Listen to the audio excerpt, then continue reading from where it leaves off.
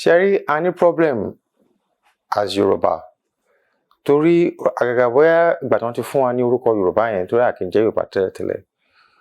Problem tí a ní ni pé a understand ìṣẹ̀ṣe wa dáadáa.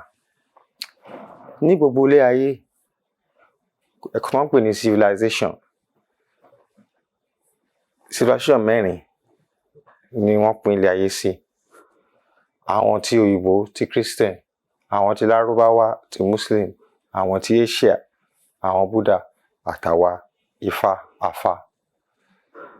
Now tí a bá wo America, tẹ́ bá dé Washington DC, tẹ́ bá rí White House, ẹ máa rí White House, ẹ máa rí National Mall àti Lincoln Memorial. Ó ní bí wọ́n ṣe tò wọ́n tí wọ́n fi gbé ìlú yẹn sókè. Olórí àwọn aṣojú àwọn èèyàn àti ọ̀rọ̀ ìdàgbàsókè. Nǹkan tí wọ́n ń pè ní spiritual geometry yẹn, ìṣirò spirituality.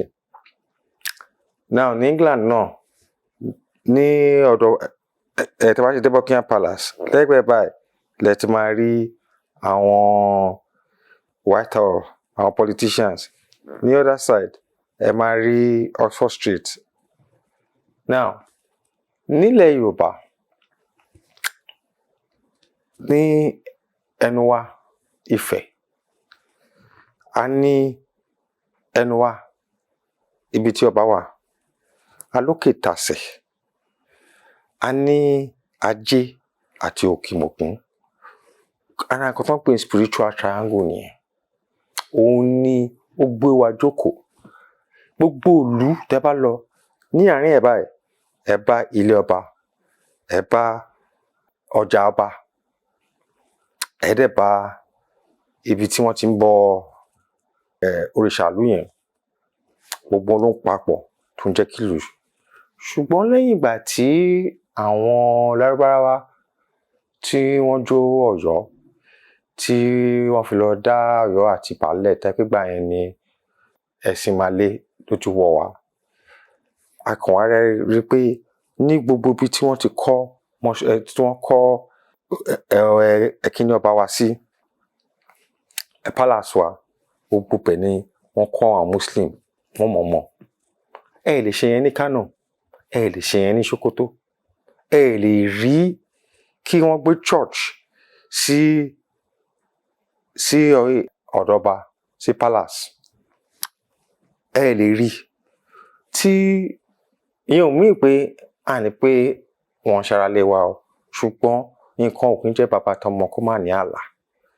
Níbi tí àárín ìlú yẹn wà yẹn, wọ́n láti filẹ̀ tí òun ṣe pé civilization míì àwa kọ̀ọ̀kan. Torí nǹkan tí àwọn ìmàlẹ̀ wa ṣe ni pé wọ́n wá kọ́ mosque yẹn àti kìíní ẹ̀, ó wá dí straight line tó wà láàárín ààfin Ọ̀ọ̀ni àti Òkè-Tàsẹ̀. So it's a spiritual line, wọ́n block ẹ̀. It's a spiritual intellectual line. So spiritual kìíní ẹ̀ wọ́n block ẹ̀. On the other side lẹ máa rí ọjà Ifẹ̀, Ọ̀yọ́ àti Ògún. Gbogbo yẹn ló kó because nínú ìlú kọ̀ọ̀kan ẹ máa ní olórí, ẹ máa ní ọjà, ẹ máa ní gbogbo ẹ̀ ló máa jẹ́ ti yín. Bí England àbí America ṣe wà yẹn, wọn ò lè sọ pé wọ́n lọ kọ́ mosque níbì kan lọ kọ́ sí àárín ibi tí òyìnbó kọ́ tiẹ̀ sí. Ẹ máa rìn síta ni, ẹ lọ wálẹ̀ tí yín.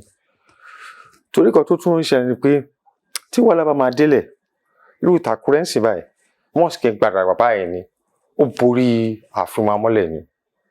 So ṣé ìlú Lárúbáwá la wà ní àbí ti Róòmù ni àbí ti ìjìnlẹ̀ tiwa?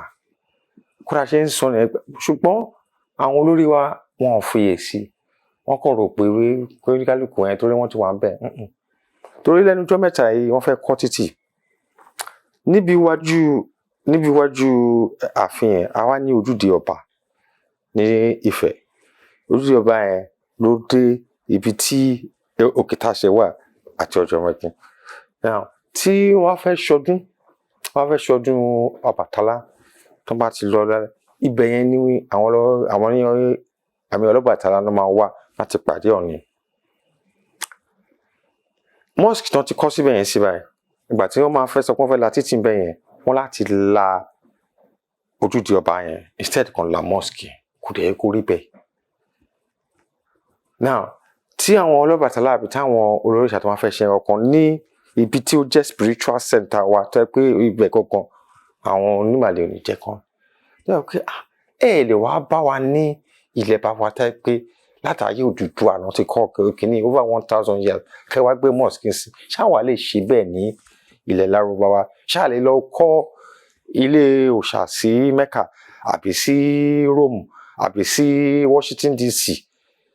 Tẹ́ bá máa kọ́ irú London bó ṣe wà yẹn, wọ́n á sọ number one kò tiẹ̀ yẹ kó ju height lè wá kẹ́ kọ́ kí a lè jòkó kọ́ nǹkan tiẹ̀ kó ju tó nílé lọ. Ní lọ́wọ́lọ́wọ́ tá a wà sí ní ọ̀tún ayé gbajú, àwọn Muslim tí wọ́n gbà kan wá kọ́ nǹkan síwájú palace, wọ́n ti ké pé kò lè sí ọjà ọba, ìyẹn ló ń bá wọn fà sí. A dẹ̀ ti rí náwọn ìlú míì tẹ́ pé tí wàhálà bá ti ṣẹlẹ̀, àwọn ọgbà àwọn màlẹ́ yìí tí wàhálà bá ṣẹlẹ̀ wọ́n máa tán náà bọ palace ni. Ẹ̀ẹ̀kan tí wọ́n bá àwọn Ọlọ́bàtálá ṣe iṣẹ́ náà bẹ̀rẹ̀ sí ní jòkó lu ẹnu wa tó jẹ́ center.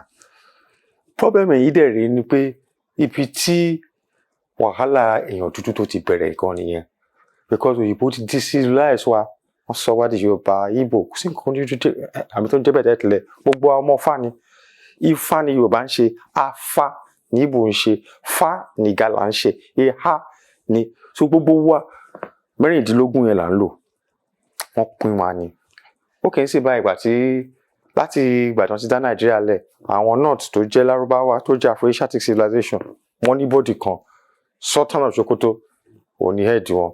Ìgbà tó máa já tí àwa indigenous àwa àtẹlẹbá ọmọ Africa kò lè jọ́ ni o, kò lè jẹ́. À ń torí bẹ́ẹ̀ tábà ti lè papọ̀ ká lórí kan, àwọn oríṣiríṣi ìlú wọn máa kó wa jẹ ni. Ara wa la fi ń ṣe.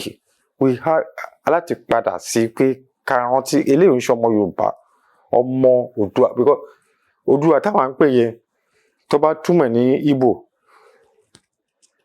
olórí ayé lórí spiritual spiritual leader of the world.